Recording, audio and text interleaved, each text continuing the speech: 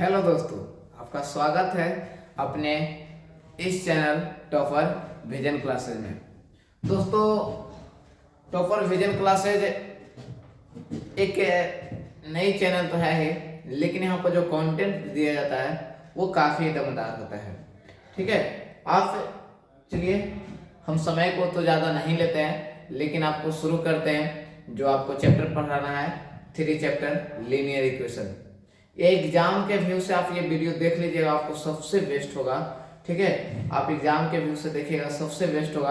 आपको कम से कम यहाँ से कितना जी, तो आपको लगभग में कितना, तो हम यहाँ पर बता दें कि 6, 5, 11 कितना जी, 11 क्वेश्चंस आपको आ ही जाते हैं। याद रखिएगा, 11 नंबर तक हम कर सकते हैं। ठीक है, आप एक बार देखिएगा मिला करके। सॉरी,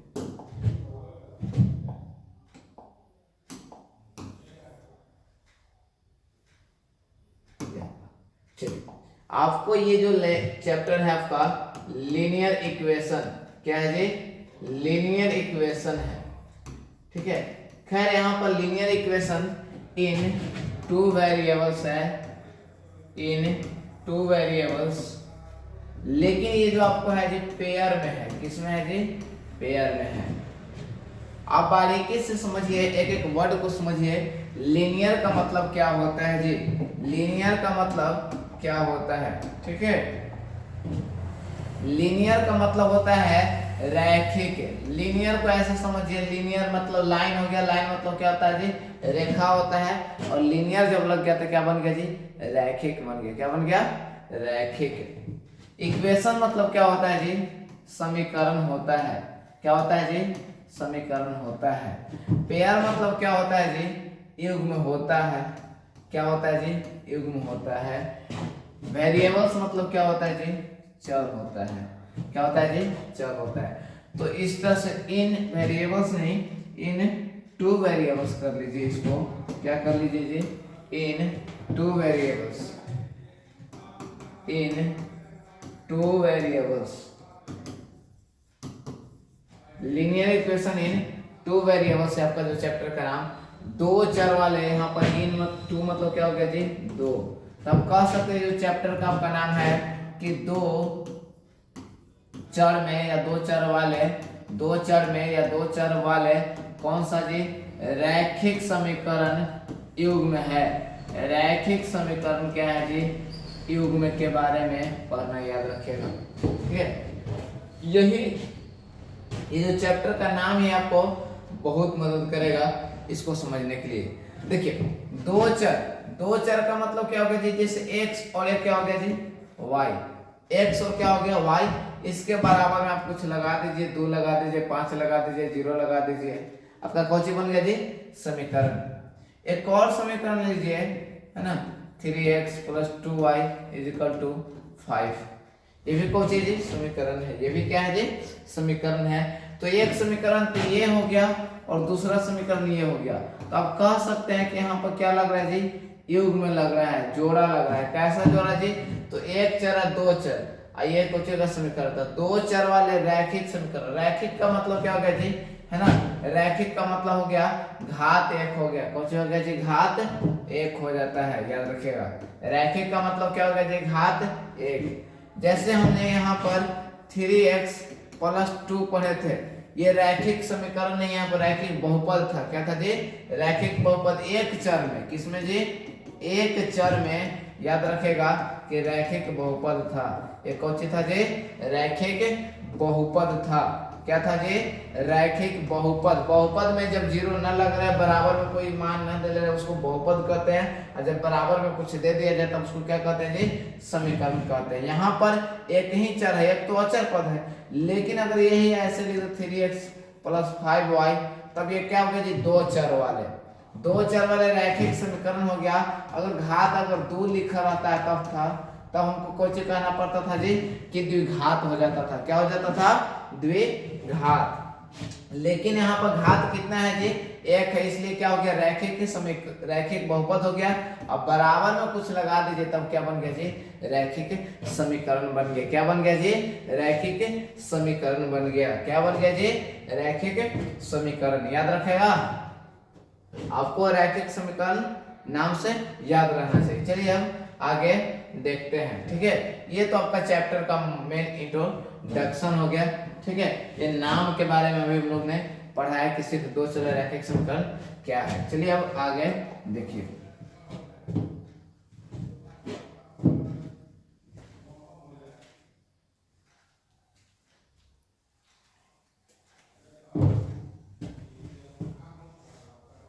आपको यहाँ पर जैसे एक समीकरण दे दिया कि 2x plus 3y is equal to 9 दे दिया,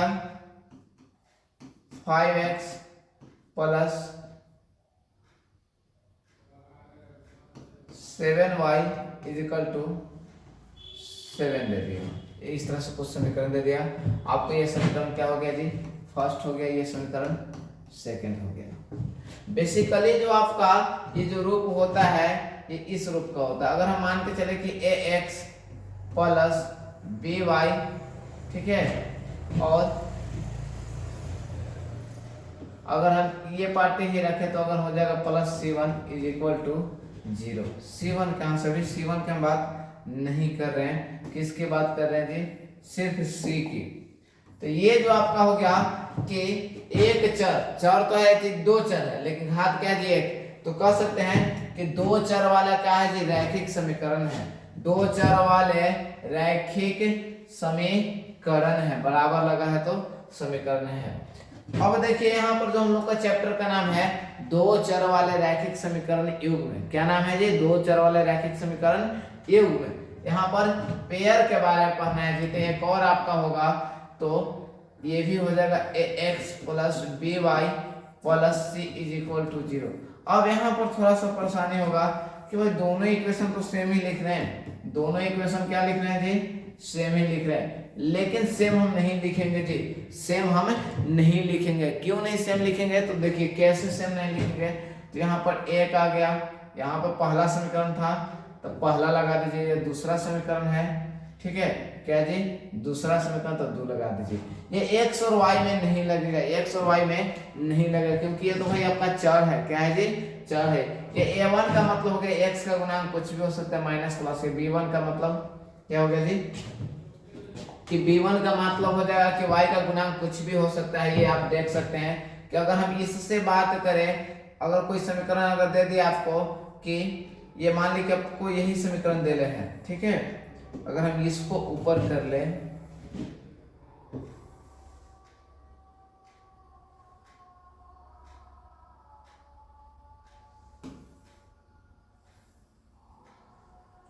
अगर हम इसको नीचे कर लेते हैं,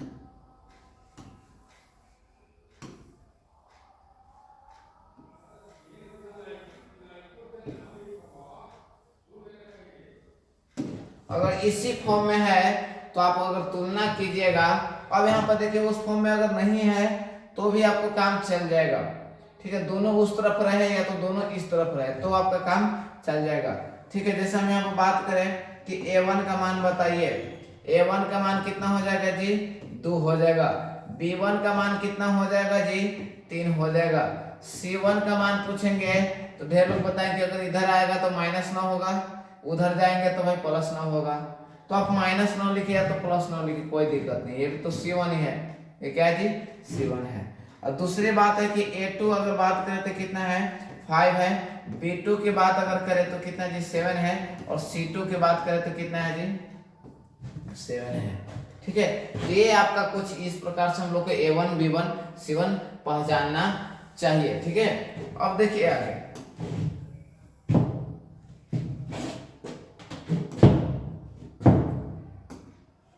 आगे देखिए जी, अगर आपको दे दे कि 5x minus 3y minus 2 is equal to 0, ये 2x है minus 5y plus 3 is equal to क्या है जी? 0 है, ठीक है। ये आपको दो समीकरण दे दिया था। अगर हम इससे पूछें कि आप a1 का मान बताइए तो a1 मतलब पहला में के a1 कितना है जी? 5, b1 कितना हो जाएगा जी, b1 मतलब y का गुना है, कितना हो जाएगा जी -3, और c1 का अगर मान पूछे तो कितना बताइएगा -2 बताइएगा, कितना बताइएगा जी -2। अगर दूसरा समीकरण पूछे कि a2 बराबर कितना हो जाएगा, a2 बराबर बताइएगा 2, b2 बराबर कितना बताएगा जी -5, और c2 बराबर कितना बताएगा जी 3। तो ये आपको a1 b1 c1 आपको पहचानने आनी चाहिए, तभी आपको आगे मैथ्स बनेंगे, ठीक है। अब यहाँ पे एक बात ध्यान दीजिए कि यहाँ पर दो समीकरण आपको था, क्या था जी, दो समीकरण आपको, दोनों समीकरण क्या था जी, a1x plus b1y plus c1 is equal to 0। दूसरा का समीकरण है a2x, है ना, क्या है जी a2x, क्या है a2x plus b2y plus c2 is equal to 0। आपका है a1x plus b1y plus c1 is equal to 0। दूसरा है a2x plus b2y plus c2 is equal to 0।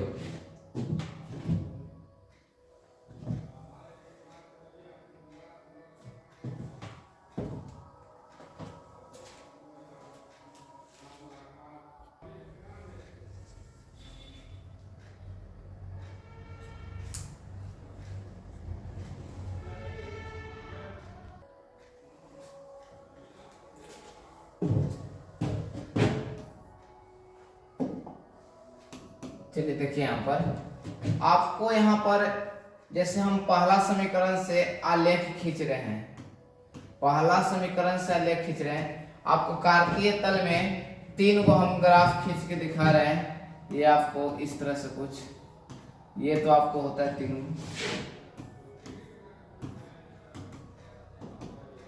ये आपको रहता है सिंपली ये x डैश, ये y, ये y डैश, ठीक है, ये y, ये y डैश, ये x और ये x डैश, ये x, ये x डैश, ये y और ये y डैश। आपको पता होगा इतना के प्लस माइनस किधर हो क्या होता है, ठीक है, तो हम ग्राफ में बढ़िया से सीखेंगे।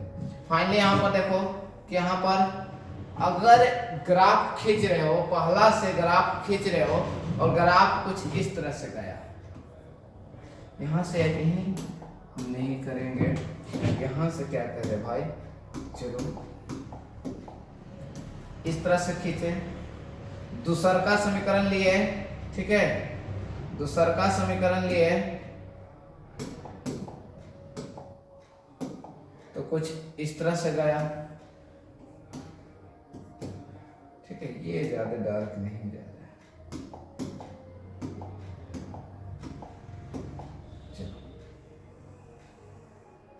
कुछ इस तरह से आपको जाएगा। ये दोनों समीकरण हमने खींच लिए, पहला समीकरण हो गया तो दूसरा समीकरण हो गया, ठीक है, किसी न किसी बिंदु पर क्या कर रहा है जी, कट कर रहा है। दूसरा ये होगा कि एक ऐसे गया, ठीक है, और दूसरा समीकरण भी, कुछ दूसरा समीकरण भी आपको इसी तरह से चले जाएंगे, ठीक है, आपको दूसरा समीकरण भी अगर इसी पे चले गए, याद रखिए, देखिए हम थोड़ा सा ऐसे कर रहे हैं आप लोगों को दिखाने के चलते, है ना, यहाँ पर दोनों समीकरण एक ही पे चला गया। तीसरी कंडीशन क्या हो सकता है भाई, कि तीसरी कंडीशन में कि अगर ये इधर से गया, दूसरा समीकरण कटेगा नहीं, दूसरा समीकरण कटेगा नहीं, वो भी क्या चला गया जी, समांतर चला गया। तो आप तीनों कंडीशन में आप देख सकते हैं, आप तीनों कंडीशन में आप देख सकते हैं, क्या देखना है जी, कि पहला में अगर किसी समांतर में तल में अगर दो आलेख खींच रहे हैं, दो समीकरण का रेखा खींच रहे हैं, सरल रेखा खींच रहे हैं, याद रखिएगा कि ये रैखिक समीकरण है, इसलिए सरल रेखा जा रहा है। तो सरल रेखा जा रहा है तो तीन कंडीशन बनता है। पहला या तो कौची कर जाए जी, प्रतिच्छेद कर जाए, क्या कर जाए जी, प्रतिच्छेद कर जाए, क्या होके जी, पहला कंडीशन की प्रतिच्छेदी हो जाए। दूसरा में आलेख कैसे जाए जी, दूसरा में ये हो सकता है कि आलेख आपका कौची जाए जी, संपाती जाए, क्या जाए जी, संपाती जाए, क्या जाए तो संपाती जाए, आलेख कैसा जाए जी, संपाती।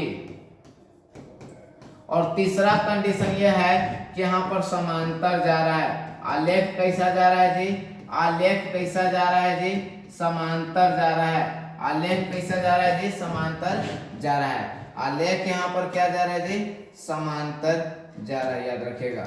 आलेख पहला कंडीशन में तो आलेख हमने निकाल लिया।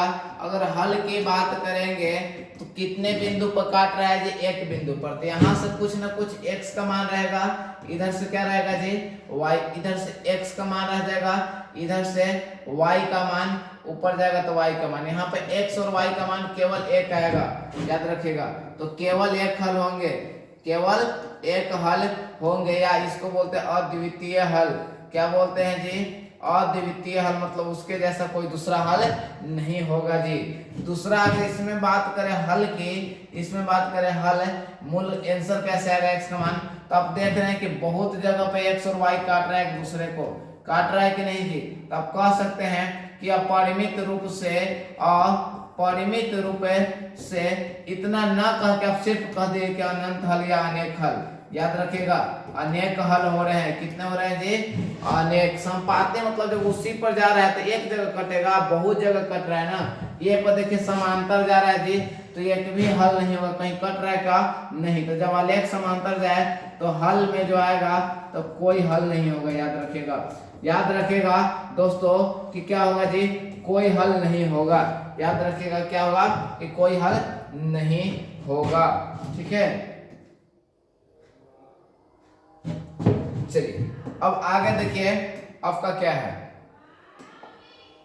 हल तो हमने यहां पर निकाल लिया। अगर बात करें कि समीकरण युग में यहाँ पर जो होगा ये विरोध कर रहा है, क्या नहीं कर रहा है जी, विरोध नहीं कर रहा है तो अविरोधी। लेकिन यहाँ पर विरोध कर रहा है, क्या कर रहा है जी, विरोध, कि तुम उधर जाओगे हम उधर जाएंगे, लेकिन तुम में सटेंगे नहीं, लेकिन तुम में सटेंगे नहीं। तो यह कौची हो गया जी आपका, ये समांतर जब रहेगा, कौची रहेगा जी, समांतर जब रहेगा तब यहाँ जो विरोधी हल आएंगे, क्या आएंगे जी, विरोधी हल आएंगे, याद रखिएगा। क्या होगा जी, विरोधी हल होंगे।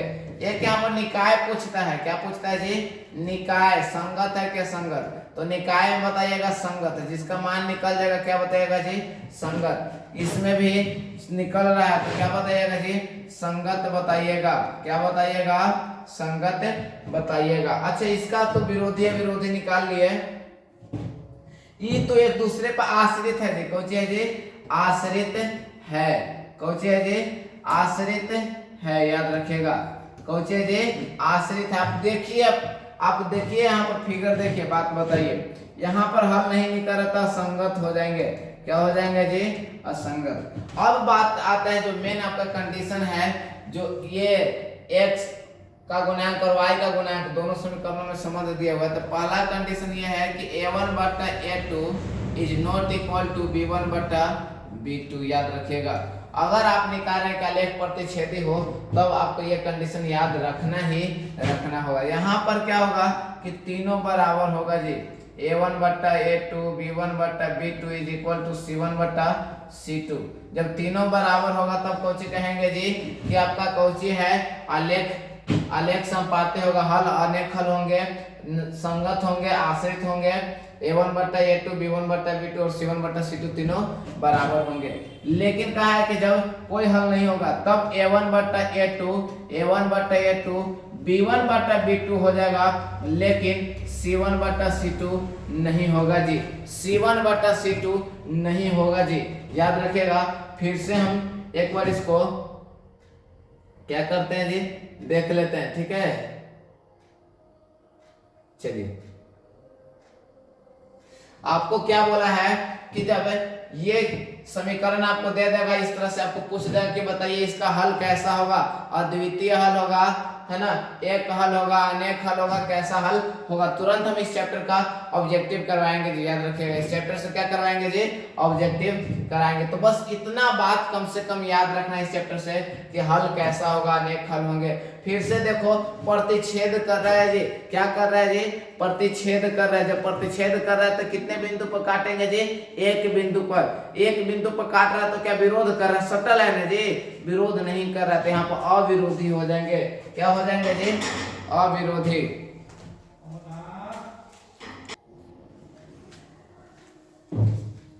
फिर से समझ लीजिए जी, आपको क्या बताया कि अगर प्रतिच्छेदी रहेगा तो एक जगह पर काट रहा है तो एक हल हो जाएगा, एक जगह पर काट रहा है तो एक्स और वाई के मान कितने आ जाएंगे जी, एक आ जाएंगे। यहाँ पर आप देख रहे हैं कि कितने बिंदु पर काट रहा है जी, संपाती हो रहा है। क्या हो रहा है जी, संपाती हो रहा है। तो बहुत जगह पर स्पर्श कर रहे हैं तो बहुत हल होंगे, अनंत हल होंगे, अनेक हल होंगे, कह दो, है कि ना।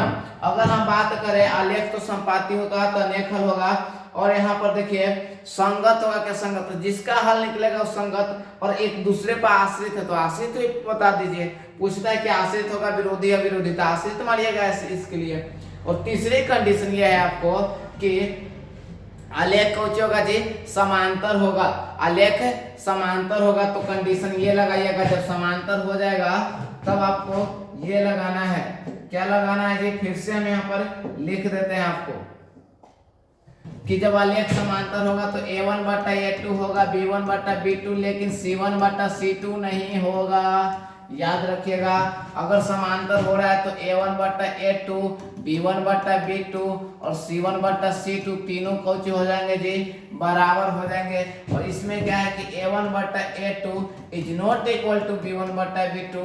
जब दो को बराबर नहीं है तो तीसरा चेक करने की आवश्यकता ही नहीं है। याद रखिएगा, जब दो को बराबर नहीं है तो तीसरा का बराबर है, चाहे उससे कोई फर्क नहीं है, ठीक है। दो को बराबर पहिल का नहीं है तो ये समझ लीजिएगा। ऐसा कंडीशन दे के ये सब पूछ देगा, चाहे ये सब दे करके ये कंडीशन पूछ देगा, याद रखिएगा, ठीक है। ये दे के पूछ देगा ये सब दे करके ये पूछ देगा, ठीक है। आपको समांतर होगा तो कहीं पर कट ही नहीं रहा है, कहीं पर कट ही नहीं रहा तो कोई हल नहीं होंगे। बस इतना ध्यान में रखना है दोस्तों, बस इतना ध्यान में आपको रखना है। और आपको यहाँ से क्वेश्चन देखिएगा कैसे एकदम धराधर बनता है। आप लोग गाना सुने ना, धारा धारा गोली चलते, उसी तरह से धारा धारा क्वेश्चन बनेगा, याद रखिए। चलिए अब आगे हम लोग देखते हैं कि आपको किस तरह से हम यहाँ पर क्या करते हैं ना कि ऑब्जेक्टिव पहले करवाते हैं इसका, तो आपको क्या करवा देंगे, आपको यहाँ पर ऑब्जेक्टिव करवाने के बाद आपको प्रतिस्थापन विधि से हल करने के लिए यहाँ पर बता देते हैं। प्रतिस्थापन विधि से कोई बड़ी बात नहीं है, प्रतिस्थापन विधि चलिए दिखा ही देते हैं आपको प्रतिस्थापन विधि क्या होता है। जैसे यहाँ पर अब थोड़ा सा जो पढ़े हैं पहले उसको प्रैक्टिस कर लेते हैं। जैसे ये आपको पूछ देगा कि 2x plus 3y is equal to -5, ठीक है, 3x minus 5y is equal to 6। इसमें पूछ देगा कि बताइए इसका जो हल होगा कैसा होगा, एक हल होगा, अनेक हल होगा, कोई हल नहीं होगा। हल पूछ रहा है जी, कैसा होगा, हल पूछ रहा है। तो आपको क्या करना है जी कि इस सबको बट्टा में रख के निकालना है। जैसे 2/3 रख लीजिए, फिर 3/x वाला के बट्टा में रखिए, फिर y वाला के बट्टा में रखिए, और फिर y के गुणांक के मतलब a1/a2 रखिए, b1/b2 रखिए, फिर c1/c2 रखिए, ठीक है, माइनस 5/6। आप देखिए कि पहला और दूसरा दोनों बराबर ही नहीं है। अगर नहीं है तब आपको अगर पूछेगा तो हल कैसा बताइएगा जी, अद्वितीय हल बताइएगा। कौची बताइएगा जी, अद्वितीय हल बताइएगा, एक हल बताइएगा। अद्वितीय मतलब एक हल। अगर पूछेगा कि समीकरण का आलेख बताइए कैसा होगा जी, तो जब एक हल होगा था तो एक बिंदु पर काट रहा था, प्रतिच्छेद कर रहा होगा। क्या कर रहा होगा जी, प्रतिच्छेद कर रहा होगा। अब बताया कि विरोधी है, क्या विरोधी, तो हल निकल रहा है जी, तो अविरोधी होगा। विरोध तो नहीं कर रहा है, विरोध तो नहीं कर रहा। संगत होगा, क्या संगत, तो आपको क्या बताना है जी कि संगत होगा। आ रही है आपको समझ में बात, आपको बात आ रही है समझ में कि नहीं। चलिए अब देखिए आपको आगे बताते हैं। आपको इतना कह दे बाबू, अगर आप ध्यान से अगर इसको पढ़ लेते हैं तो आपको इस चैप्टर से एक भी क्वेश्चन नहीं छूटने वाले हैं। इस चैप्टर से आपको एक भी क्वेश्चन नहीं छूटने वाला है, याद रखिएगा। चलिए हम एक और एग्जांपल लेते हैं। 3x minus 6y is equal to 5, ठीक है। 6x minus 12y is equal to 10। अब आप लोग जरूर कुछ न कुछ देख रहे होंगे कि भाई दुगना है दुगना है दुगना है, अर्थात अगर हम रखेंगे कि 3/6 फिर को चीजिए -6/12 माइनस में ही रखिएगा और 5/10, ये देखिए तो कट गया, क्या हो गया जी, कट के कितना आ जाएगा 1/2, माइनस माइनस खत्म, कट के कितना आ गया जी 1/2, और ये बताइए 5/10 काटिएगा तो 1/2, और तीनों देखिए क्या आ रहा है जी, बराबर आ रहा है, क्या आ रहा है जी, बराबर आ रहा है। अगर तीनों बराबर आ जाए तो आप फटाक से ना कह दीजिएगा कौन हो रहा है जी कि A1/A2 हो रहा है, फिर क्या हो रहा है जी B1/B2 हो रहा है, और तीसरा क्या है जी C1/C2 हो रहा है। और जब तीनों बराबर आ जाए तब कहिएगा कि क्या होगा कि हल क्या होगा जी, अनेक हल होंगे, अनेक हल होंगे, क्या होंगे जी, अनेक हल होंगे। तो ये शर्त होगा, अगर ये शर्त होगा तो अनेक हल होंगे, अगर अनेक हल होंगे तो आलेख कैसा जाएगा जी, सट के जाएगा, संपाती जाएगा, एक दूसरे पर चढ़ के जाएगा, ठीक है। और यहाँ पर देखिए विरोधी अविरोधी नहीं होता, यहाँ पर हो जाएगा आश्रित, एक दूसरे पर क्या हो रहा है जी, आश्रित हो रहा है। अगर बात करें संगत असंगत की तो संगत होगा। इतना बात आपको ध्यान में रखना है, रहेगा कि नहीं बताइएगा हमको, ठीक है। चलिए अब तीसरा पार्ट इसमें देख लेते हैं जी।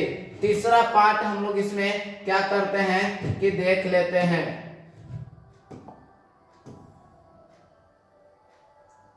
चलिए आगे देखिए जी, तीसरा पार्ट में आपको क्या है,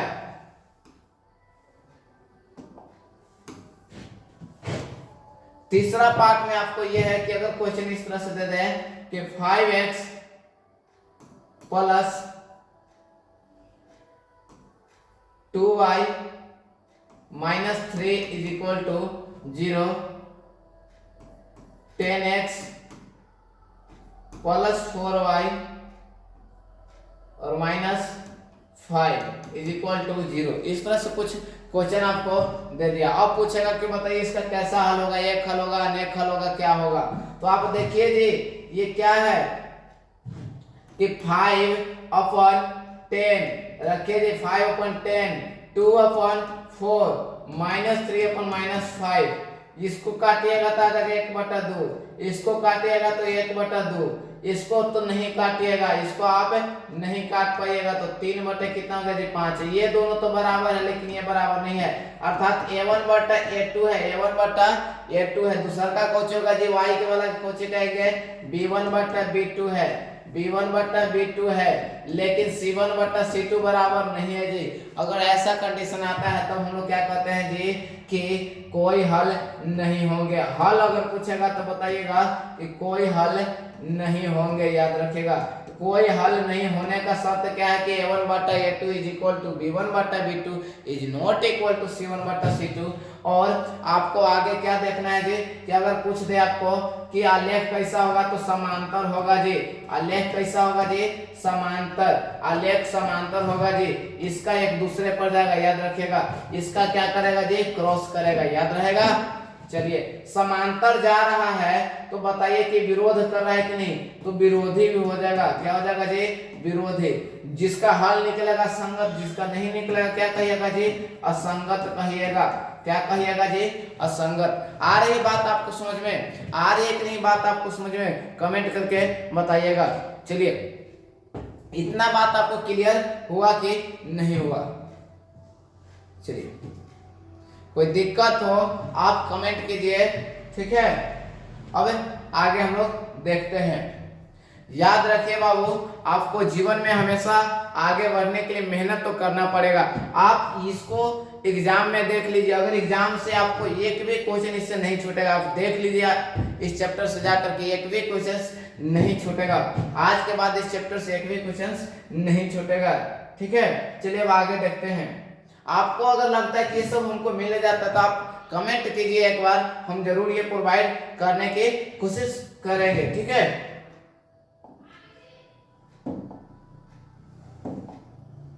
चलिए अब आगे हम देखते हैं एक और क्वेश्चन इस तरह से है, ऑब्जेक्टिव करने से पहले कि अगर ये इस तरह से दे दे कि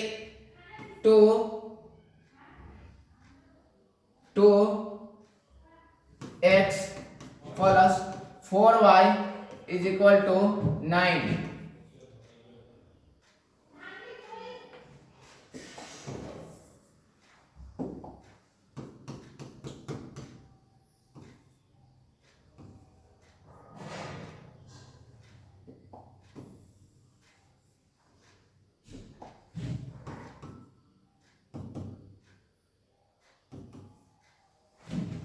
अब यहाँ पर क्वेश्चन बड़ा मजेदार आ गया जी। इसमें ऑब्जेक्टिव यहाँ से पूछ रहा है कि के किस मान के लिए बताइए इस समीकरण का कोई हल नहीं होगा, या कोचे रखेंगे कोई हल नहीं आएगा, कुछ ऐसा रख देंगे जेका हल निकल जाएगा, लेकिन बताइए कि क्या रखेंगे कि कोई हल नहीं निकलेगा, क्या रखेंगे कोई हल नहीं निकलेगा। कोई हल नहीं के मान पूछा है जी, कोई हल नहीं के मान पूछा है। अगर के जगह पर कुछ ऐसा रख देंगे जेका से हल निकल जाएगा, है ना, लेकिन पूछा है कि कोई ऐसा मान बताइए जेका रखिएगा और के का मान कोई हल नहीं होगा। ठीक है, चलिए अब इसको हम हल करते हैं। पहला आपको क्या कहा है जी, जो शर्त का है उस पर दम बैठाइए, दम इजी है जी। कोई हल नहीं है, कोई हल नहीं है, कोई हल नहीं है का शर्त कौचे जी कि दो को तो बराबर होगा, है ना, दो को तो बराबर होगा, लेकिन तीसरा बराबर नहीं होगा जी, तीसरा बराबर नहीं होगा। तो आपको तो के का मान पूछा है, यहाँ पर नोट वाला के तो काम है, छोड़ दो। a1 का मान कितना है जी 2 है, a2 का मान कितना है जी 4 है, b1 का मान कितना है जी 4 है। यहाँ पर देखिए b2 का मान क्या है जी k है। हल कर लीजिए, आपको हल आता होगा, 2 दूनी 4, 2 दूनी 4, गुना कर दीजिए, या 1 बचा तो 1 में के से के, 4 दूनी 8 हो गया। के के मान अगर 8 रख दोगे तो कोई हल नहीं, क्यों, क्योंकि देखिए 2/4, फिर कौन सी जगह है 4/8, और ये नहीं बराबर, ये तो बराबर नहीं है, ये भी 1/2 हो जाएगा, ये भी 1/2 हो जाएगा, 2 को बराबर है, तीसरा बराबर नहीं है, तब आप कहते हैं जी कि कोई हल नहीं। अर्थात के का मान 8 आएगा। आंसर में आपको क्या मारना है जी, 8 वाला में सही मारना है, 8 वाला में क्या मारना है जी, सही मारना है। ठीक है, तो इस तरह से आपको यहाँ पर जितना था संभावित। अब हम यहाँ पर हल करने के लिए सीखते हैं, 2 चर वाले रैखिक समीकरण को क्या करने के लिए जी, हल करने के लिए। चलिए वो देखते हैं।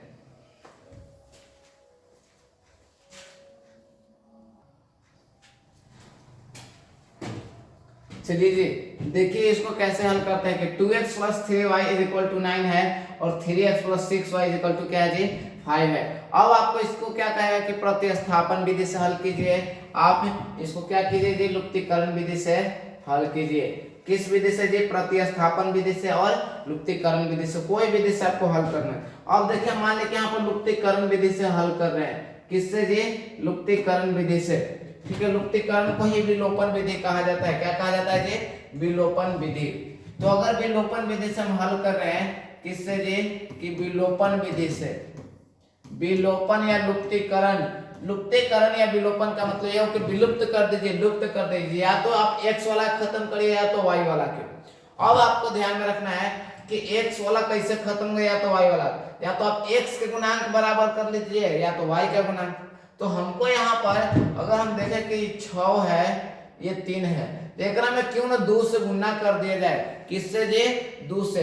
तो 2 से अगर गुना करते हैं तो आपको देखिए तो 3 दूनी 6 हो जाएगा, 6 हो जाएगा कि नहीं, और 6 है, ये भी प्लस में, ये भी प्लस में, तो घटाइएगा तब ना 0 हो जाएगा, तभी ना खत्म होगा। ठीक है, तो हम यही काम करते हैं कि समीकरण किसमें जी, फर्स्ट में कितना से गुना कर रहे हैं, 2 से कर रहे हैं। समीकरण फर्स्ट में 2 से गुना कर रहे हैं, समीकरण सेकंड में गुना तो नहीं करना पड़ेगा। ठीक है, लेकिन आपको यहाँ पर घटाओगे तब खत्म होगा।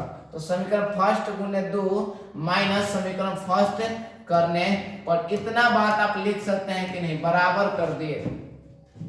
समीकरण फर्स्ट में 2 से गुना कीजिए जी, 2 से अगर गुना करते हैं तो कितना हो जाएगा, 2 दूनी 4x, 3 दूनी 6y, 9 दूनी 18। समीकरण सेकंड में देखिए कुछ नहीं करना है जी, कुछ नहीं करना है। अब बताइए कौन सी करना है जी, घटाना है। क्या करना है जी, घटाना है, घटाइए।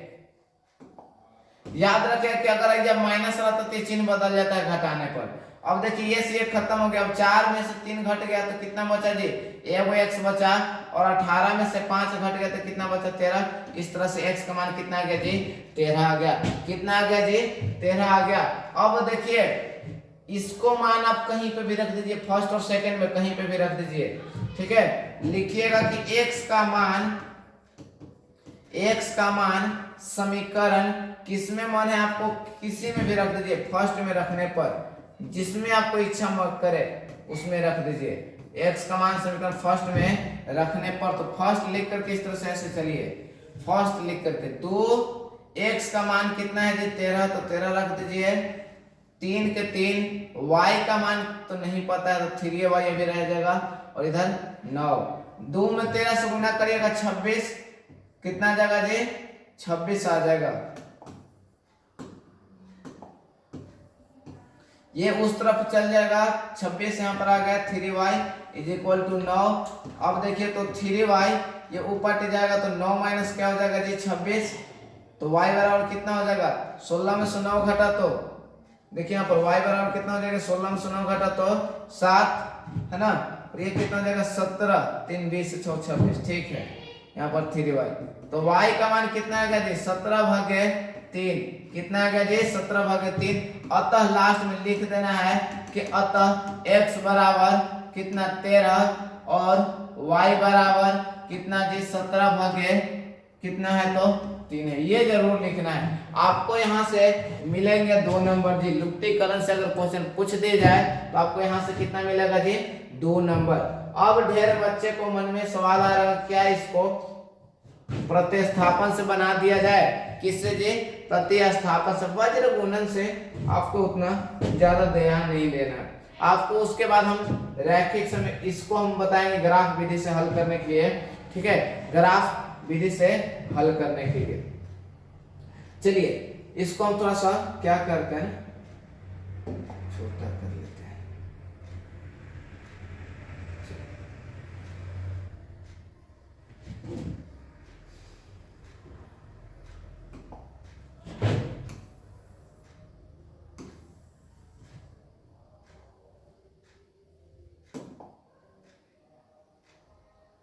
इसको भी आप याद कर लीजिए, इस समीकरण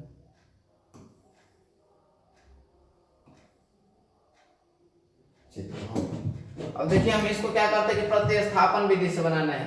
किस विधि से जी प्रतिस्थापन विधि से, किस विधि से जी प्रतिस्थापन विधि से। प्रतिस्थापन में क्या होता है कि आपको किसी समीकरण से चलना पड़ता है। जैसे इसको अगर फर्स्ट माने हुए हैं, ये फर्स्ट था ये सेकंड, तो आपको क्या करना है जी कि पहले तो आपको क्वेश्चन अगर हल कर रहे हैं तो आपको इसको उतार लेना है। जो क्वेश्चन था कि 2x + 3y = 9, और दूसरा का क्वेश्चन कि 3x + 6y = 5। ये फर्स्ट मानिएगा, ये सेकंड मानिएगा। फर्स्ट से चलिएगा, कहां से चलिएगा जी फर्स्ट से, तो देखिए 2x + 3y = 9। अब यहाँ पर क्या करना है जी कि x या तो y का मान निकाल लीजिए। चलो भाई हम x का मान अगर निकाल लेते हैं तो 9 - 3y = कितना हो जाएगा, बस अभी तो इतना ही। तो x का मान कितना आ गया 9 - 3y भागे 2। ये फर्स्ट और सेकंड था, इसको क्या मान लीजिए जी थर्ड मान लीजिए। अब क्या करना है कि अब x का मान फर्स्ट से चले थे, थर्ड आ गया सेकंड में रखेंगे, फर्स्ट से चले तब सेकंड में रखेंगे। x का मान समीकरण सेकंड में रखने पर, कहां पर रखने पर जी सेकंड में, याद रखिएगा फर्स्ट से चले तो सेकंड में रखेंगे। सेकंड लिख कर कैसे कर दीजिए 3 के 3 x के जगह पर आप रखिए 9 - 3y/2 + 6y = 5। इसको हल कर लीजिए। 3 × 27, 3 दूनी 6y भागे 2 + 6y = 5। अगर हम 2 को खत्म करना चाहते हैं तो 2 से सब में गुना करवा दीजिए, तो 27 - 6y, 6 में 2 से गुना करवाइएगा 12y = इधर भी 2 से गुना करें 5 दूनी 10, कितना हो जाएगा जी 5 दूनी 10। 12 में से 6 घटा तो 6y, ये 27 प्लस में था तो ये पार्टी आ गया तो माइनस में, ठीक है।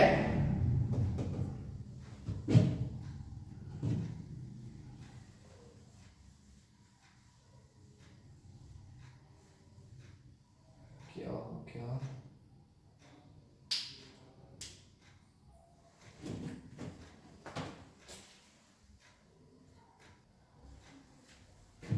यहाँ पर थोड़ा ध्यान दीजिए, थोड़ा सा मिस्टेक हो गया, ठीक है। यहाँ पर क्या हुआ,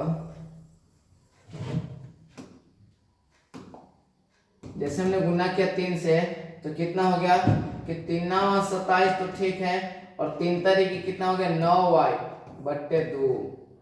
plus 6y is equal to 5। हमने कहा कि 2 को खत्म करना है, 2 से सब में गुना कर दीजिए। ई में 2 से गुना करिए तो ई में तो खत्म हो जाएगा, इसमें 2 से गुना करिएगा तो 12y हो जाएगा। इधर 5 दूनी 10 हो गया। अब देखिए यहाँ पर 12 से 9 घटा तो 3y और इस 27 पार्टी आ जाएगा तो 10 माइनस 27, इधर घटाइएगा तो माइनस 17, ये 3y। तो y बराबर कितना आएगा जी माइनस 17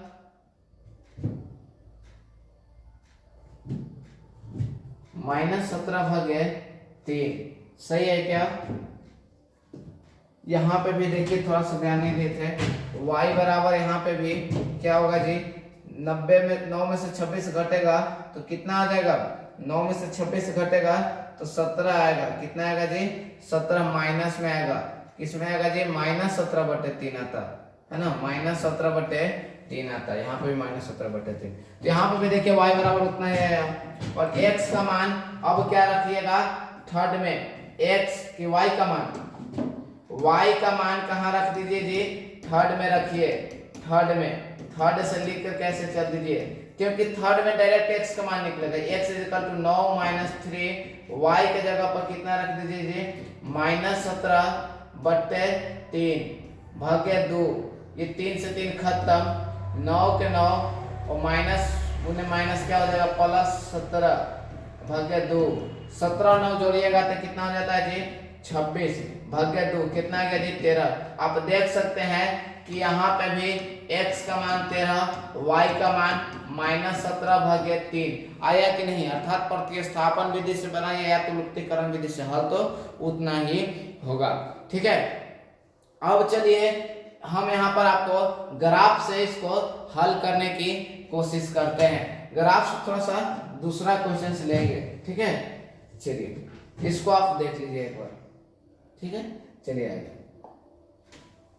ग्राफ में आपको बिल्कुल इजी क्वेश्चन हम यहाँ पर कराने वाले हैं। ठीक है, जैसे क्या होता है आपको इजी क्वेश्चन ही पूछता है 2x plus 3y is equal to 6 और 4x plus 12y equal to 8। ठीक है, तो यहाँ पर क्यों ना दूसरा सा चेंज कर ले।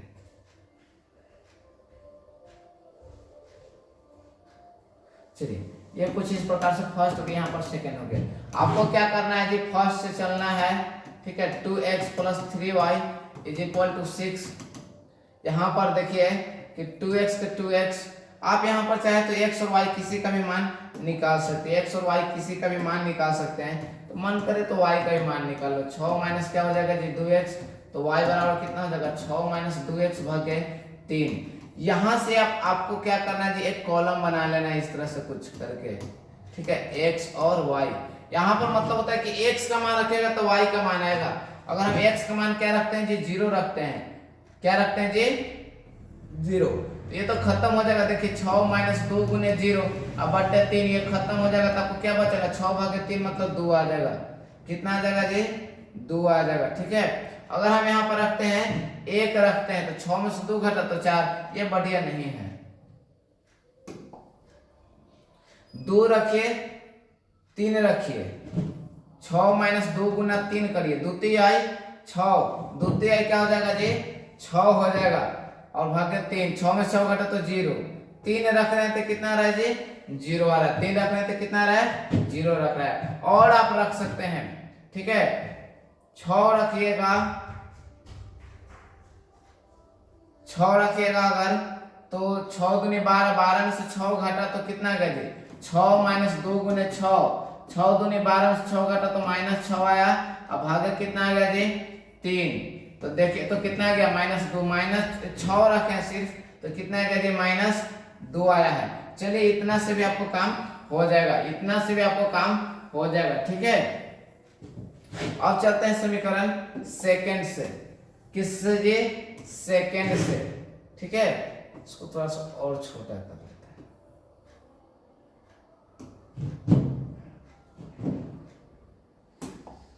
अब यहाँ पर चलना है कि सेकंड से। सेकंड क्या है जी आपका 4x plus 12y is equal to 8। यहाँ पर x का मान निकाल लीजिए या तो y का मान निकाल लीजिए। ठीक है, अगर हम यहाँ पर 4x ये 8 माइनस 12y कर लिए। ठीक है, तो x का मान कितना आ जाएगा जी 8 माइनस 12y भागे 4। ठीक है, अब यहाँ से x और y का मान के लिए हल कर लीजिए।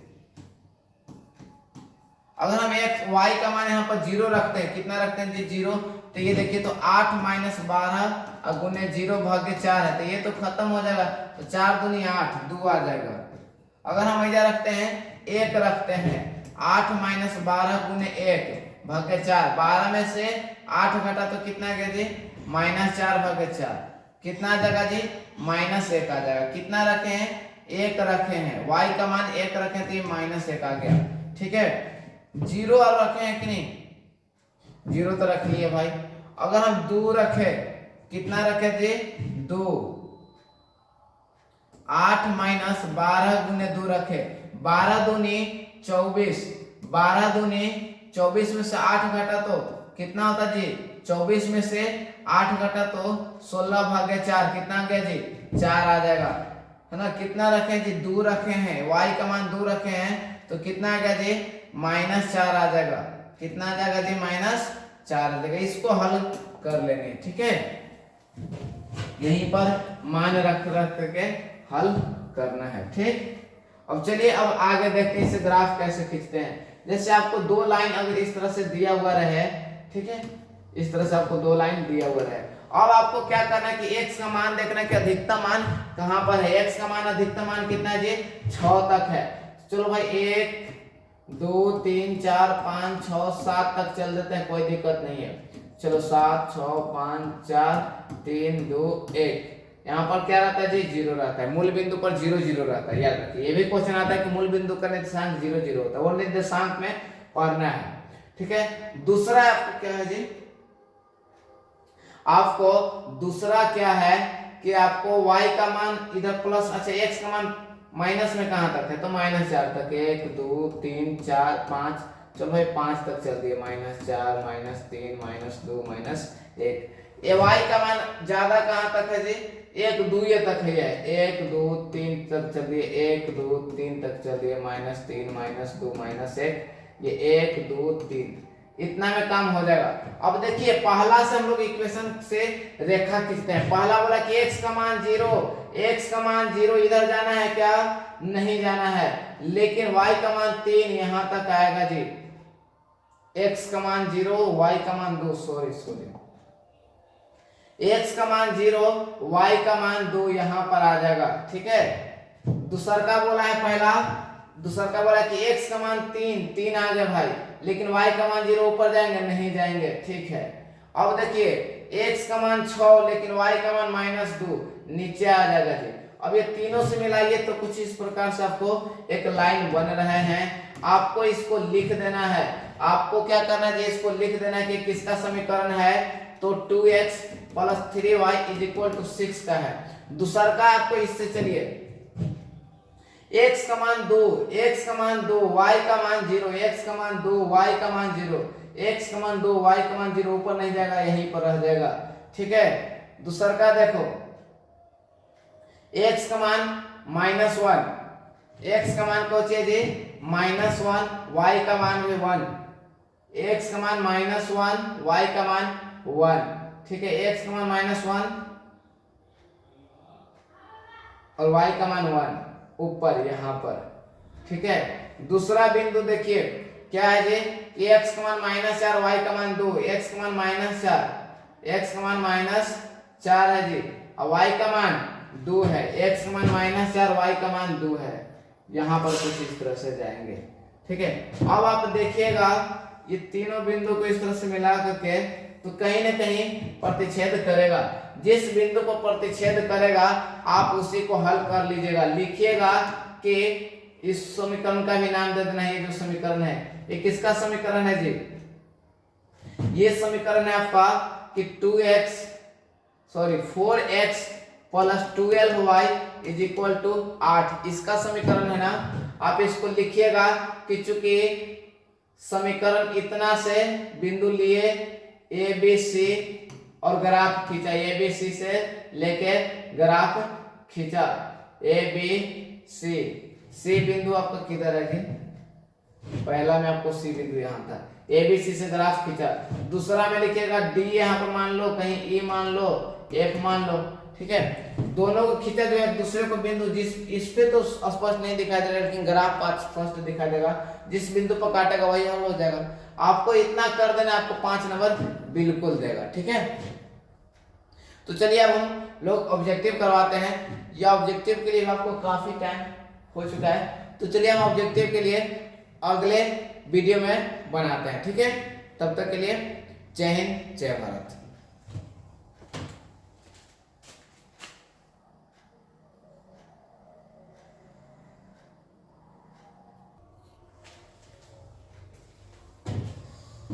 जय हिंद दोस्तों, देखिए आगे अब हम लोग बोले थे अभी जय हिंद जय भारत बोल दिए, लेकिन फिर आ गए मूड किया कि चलो भाई बनाते हैं एक ही वीडियो में। चलिए हम देखते हैं यहाँ पर कि क्या है कि यहाँ पर आपको पूछा है लीनियर इक्वेशन से 21 नंबर क्वेश्चन। ये आपको क्या है कि जो बिहार बोर्ड द्वारा मॉडल पेपर तैयारी किया गया था उससे यहाँ पर ये क्वेश्चन है।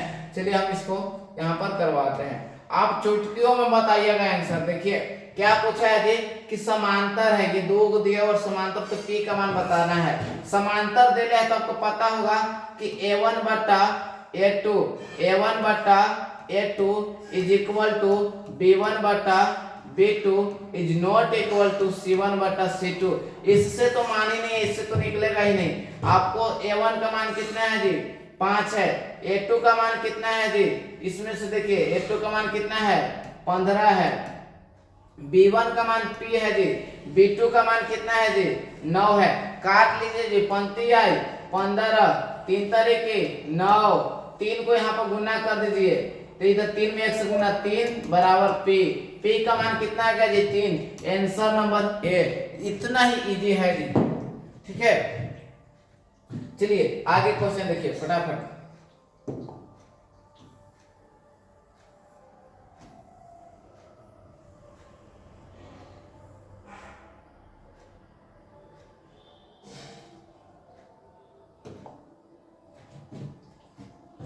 यहाँ पर देखिए कि यदि दो चरों में दो रैखिक समीकरणों के आलेख प्रतिच्छेदी रेखाएं हो, कौन सी हो जी, प्रतिच्छेदी रेखाएं। अगर प्रतिच्छेदी है तब आपको पता होगा कि कैसा हल होता है जी। प्रतिच्छेद कर रहा है एक बिंदु पर, तो कितने बिंदु, सिर्फ एक हल होंगे। क्या होंगे जी, एक हल होंगे। चलिए ठीक है आगे देखिए, यहां पर यदि 5x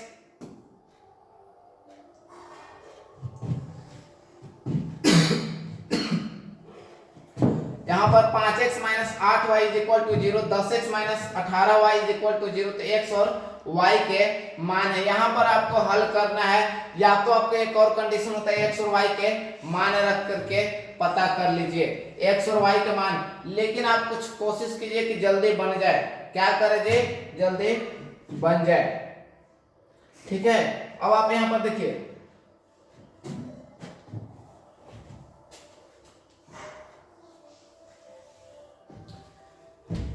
हमको किसी तरह से यहाँ पर बनाना है जल्दी में। अगर हम यहाँ पर 5 ये बैठा करके देखते हैं संतुष्ट कर रहा है कि नहीं, दोनों को करना चाहिए। 5 5 है 25, 8 गुना 0 बराबर 0। 25 में से 8 घटेगा 0 आएगा जी, बिल्कुल नहीं, पहला तो ऐसे ही का है, ठीक है। दूसरा का देखो, ये वाला x का मान 0, 5 में से 0 घटा 0, y का मान 8, 8 64, ये तो नहीं आएगा। यहां पर देखिए 1 वाला रख करके देखिए, x में 5 माइनस 8 में 1 से गुना करिए 8, घटेगा तो 0 आएगा, बिल्कुल नहीं, ये भी खत्म। ये रख करके देखिए 5 गुना 0 0, 8 में से 0 घटा दी, पहुंच जाएगा 0, 0 से 0 घटा 0, इसको भी संतुष्ट करेगा। 10 में 0 0, 18 में 0 से गुना 0, 0 में से 0 घटा 0, संतुष्ट कर दिया। आपको आंसर नंबर क्या हो जाएगा जी, सी हो जाएगा। आ रहा समझ में कि नहीं? आपको क्वेश्चन में इसी तरह से पूछा जाता है, ठीक है। आगे देखिए,